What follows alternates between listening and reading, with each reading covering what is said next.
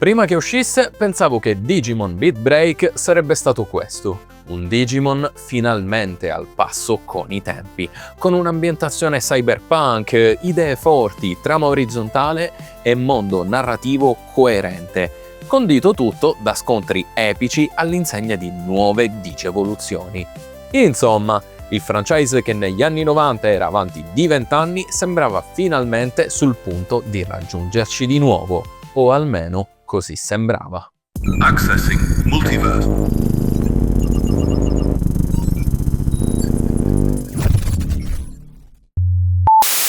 Salve gente, bentornati o benvenuti nel multiverso imperfetto di un geek qualunque.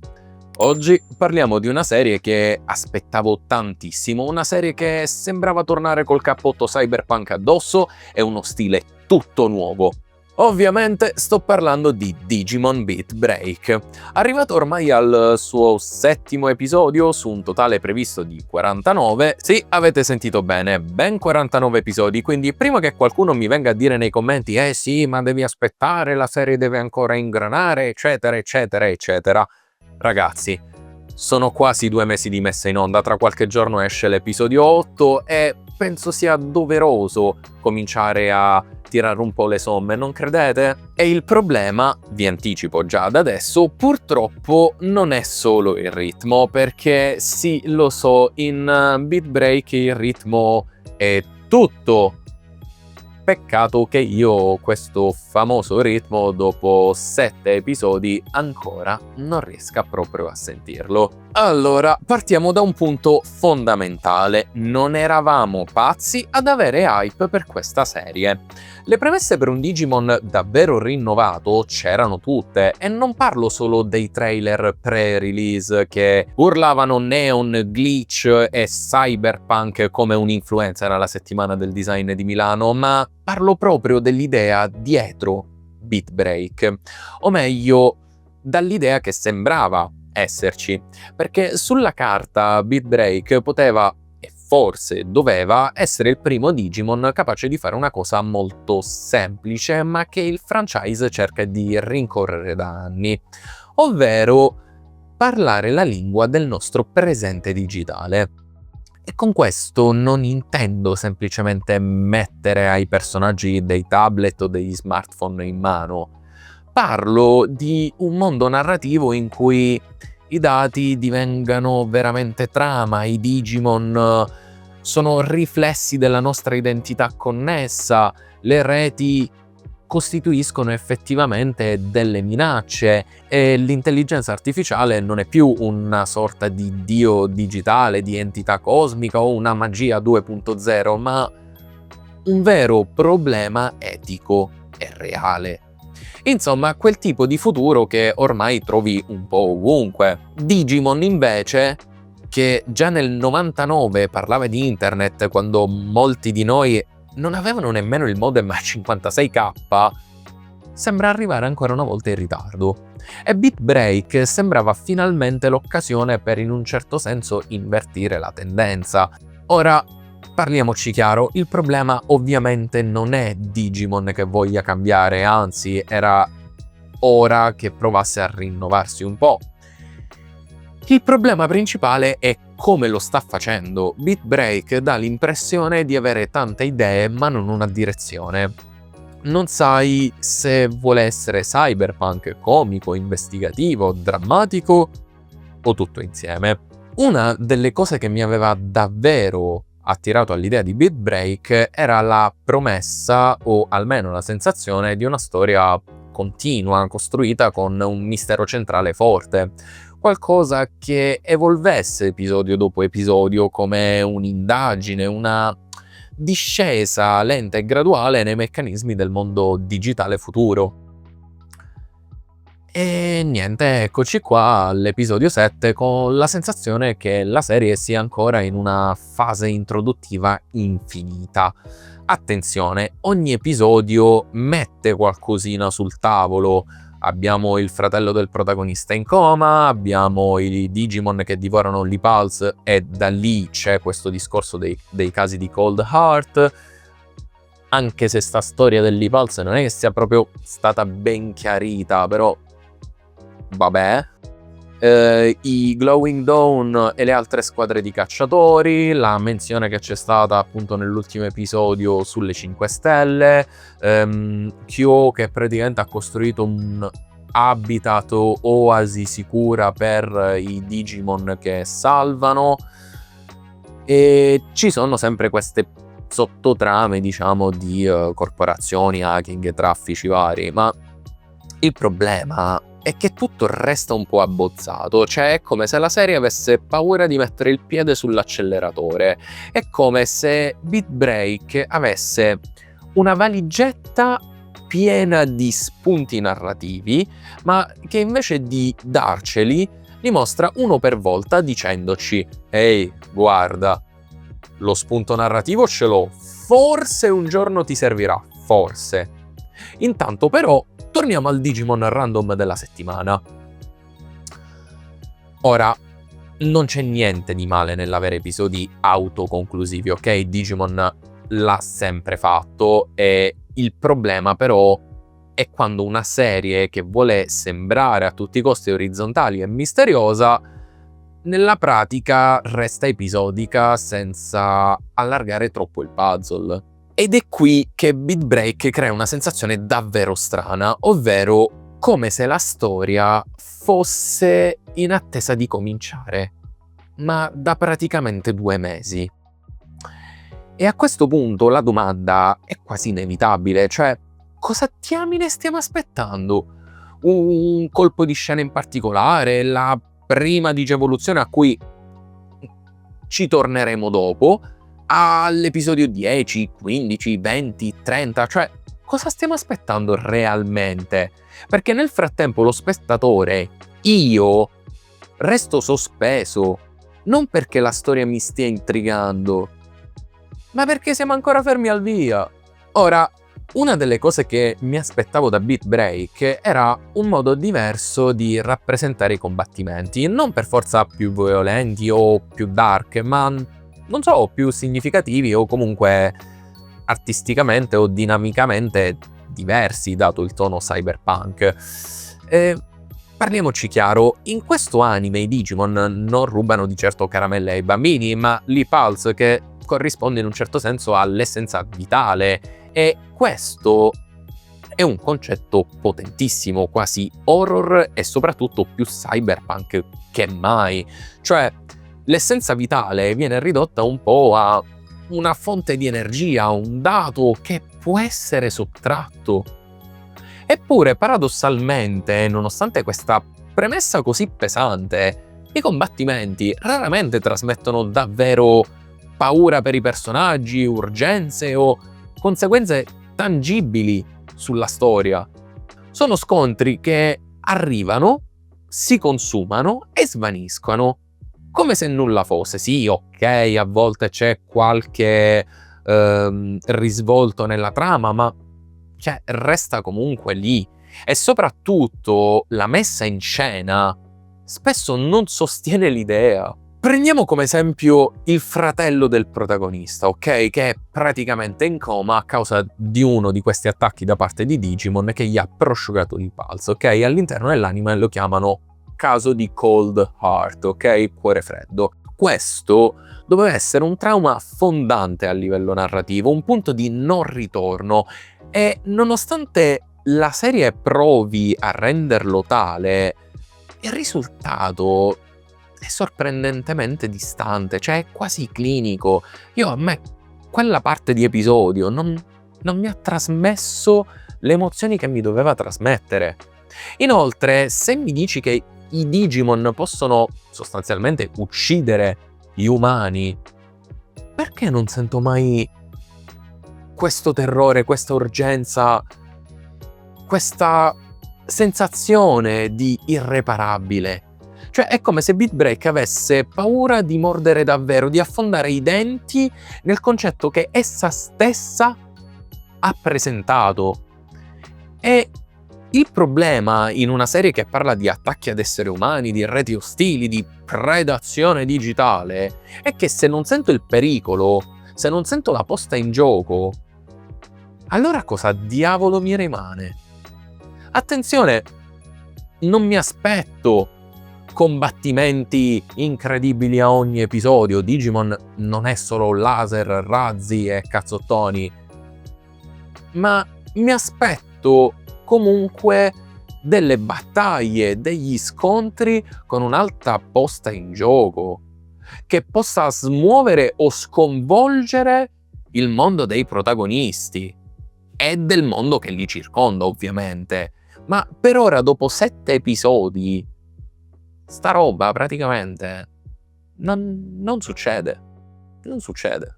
E ora parliamo di uno dei punti che mi ha personalmente più confuso e anche deluso, ovvero siamo all'episodio 7 e non abbiamo ancora visto una vera digevoluzione. Alt, prima di imbracciare torce e forconi, però, per favore, fatemi un attimino fare una precisazione importante, così evitiamo tutti i fraintendimenti. In Digimon Beat Break le digevoluzioni ci sono, non sono pazzo, le ho viste con il Digimon di Kyo, con quello di Reina e persino con alcuni Digimon avversari, ok? Ma non è questo il punto. Quello che intendo è che non abbiamo ancora assistito a una digevoluzione nel senso Digimon del termine. Sapete, quell'evoluzione che pesa, quella che cambia il respiro in una storia, quella che segna un prima e un dopo, quella che ti emoziona. E questo è ancora più evidente perché il Digimon del protagonista non si è ancora digevoluto. E qui mi dispiace ancora di più perché nel primo episodio sembrava che la serie avesse trovato un nuovo linguaggio visivo per rappresentare appunto la digevoluzione. La scena infatti in cui il Tamer prende tra le mani il Sapotama, trasmette il suo impulse, questo comincia a battere con quella linea e successivamente il Digimon che mangia il Sapotama per digevolvere, è stata una scena innovativa, è stato qualcosa di diverso e non so perché, magari è il mio folle cervello che me lo dice, ma mi ha in un certo senso ricordato anche il primo logo dei Digital Monsters. Per carità, non è potente come le sequenze di digevoluzione delle prime serie, ma era comunque una bella trovata, interessante, e invece è rimasta lì, cioè al primo episodio, quasi come se Beat Break avesse sperimentato qualcosa di interessante nel pilot per poi non farne più nulla. Le digievoluzioni che ci hanno mostrato successivamente o avvengono fuori schermo o non hanno una sequenza di digievoluzioni, cioè sembrano più dei cambi di asset che delle sorti di rituali, e la serie non sembra volersi prendere il tempo per farci sentire queste trasformazioni, farci sentire quel momento, quelle emozioni. Non c'è ritmo, non c'è costruzione e lo so. Qualcuno potrebbe anche dirmi: ma siamo nel 2025 e non si è obbligati ad avere ancora la sequenza di digievoluzioni come prima. Cosa giustissima, non la pretendo, però il fatto è che se mi levi qualcosa di così narrativamente ed emozionalmente potente, mi devi andare a inserire qualcosa comunque che mantenga. Cioè, la sequenza di digievoluzione non era soltanto spettacolo visivo, era un reale momento di emozione per chi guardava la serie.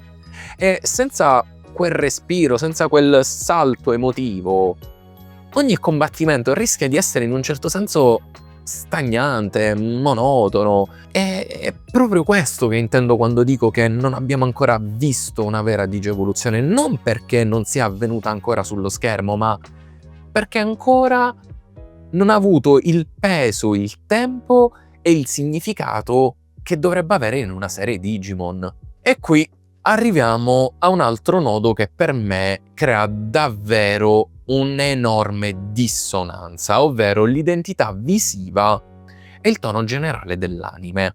Perché se torniamo alle sensazioni pre-release, Beat Break sembrava volerci portare in un mondo più crudo, urbano, sporco, cyberpunk, ma non nel senso che tutti hanno i neon addosso, ma nel senso tematico del termine, quindi ambienti controllati da intelligenze artificiali, traffici di dati, e invece ci ritroviamo con un'estetica spesso più carina, slapstick e morbidosa di quanto ci avessero promesso. Parliamoci chiaro, Digimon ha sempre oscillato tra il mostruoso e il buffo, e quando dico buffo penso a Numemon, ma la questione è questa: se Digimon ha sempre avuto creature assurde e grottesche, è perché quelle forme rappresentavano in un certo senso qualcosa. Numemon non è ricordato perché è un mucchio di melma con gli occhi. O forse sì. Non lo so, fatemelo sapere nei commenti. Comunque, funziona perché è la metafora del fallimento emotivo della stagnazione, della crescita interrotta, un simbolo travestito da gag.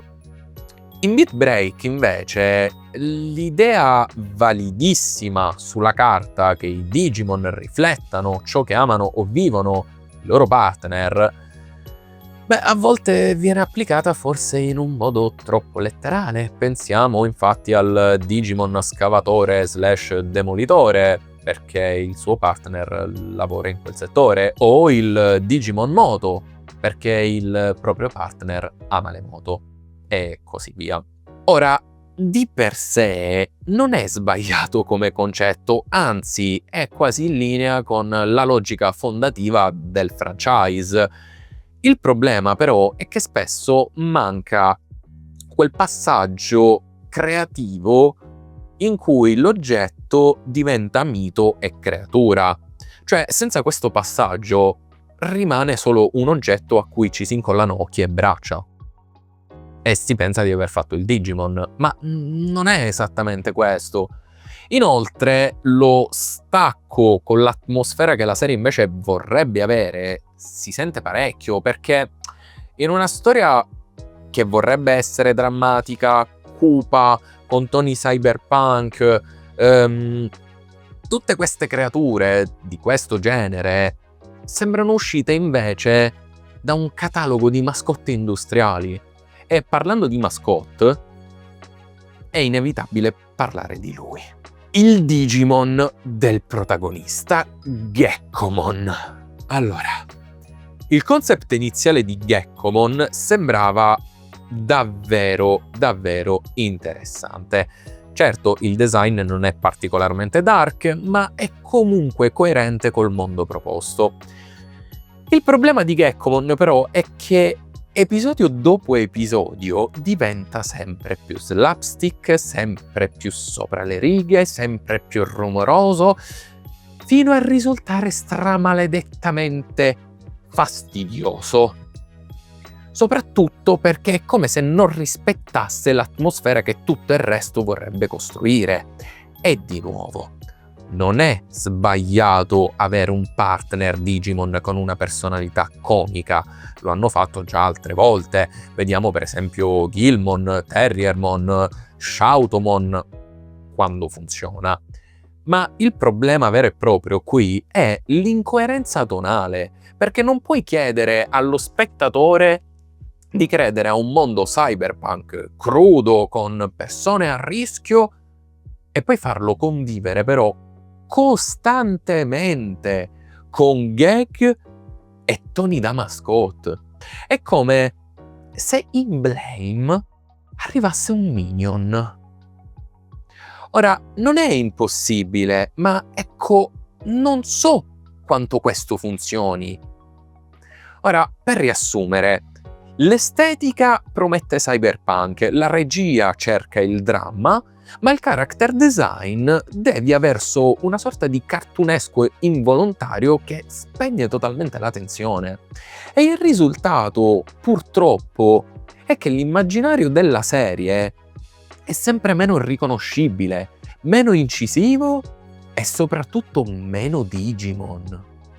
Ora, dopo tutto quello che ho detto, potrebbe sembrare che sia pronto a dichiarare Beat Break un fallimento totale, ma non è questo il punto, perché nonostante i problemi evidenti che ci sono in questa serie, ci sono altrettante idee davvero valide e sono idee che, se sviluppate con un attimino più di coraggio e coerenza, potrebbero ancora trasformare Beat Break in qualcosa di speciale. Per carità, siamo ancora solo all'inizio di una serie da 49 episodi, quindi c'è ancora tempo per sbagliare, per correggersi, per crescere e anche per sorprendere. E sappiamo bene che se c'è un franchise che nella sua storia ci ha insegnato che si può sempre cambiare forma quando serve, beh, è proprio questo il caso. Quindi sì, oggi Beat Break mi lascia perplesso, a tratti frustrato, ma anche un po' speranzoso, perché se questo ritmo narrativo trovasse finalmente un senso, allora magari più avanti ci guarderemmo indietro e diremmo: «Ehi, ci ha messo un po', ma ne è valsa la pena». E adesso, ragazzi, tocca a voi, fatemi sapere come lo state vivendo Beat Break. Vi sta piacendo? Non vi sta piacendo? Siete ancora sospesi un po' come me? Beh, confrontiamoci senza fan war e senza crociate, gentilmente. E se il video vi è piaciuto, lasciate un like e condividete con i vostri amici. Io sono il Geek Imperfetto e noi ci vediamo al prossimo video nel multiverso imperfetto di un geek qualunque. Ciao!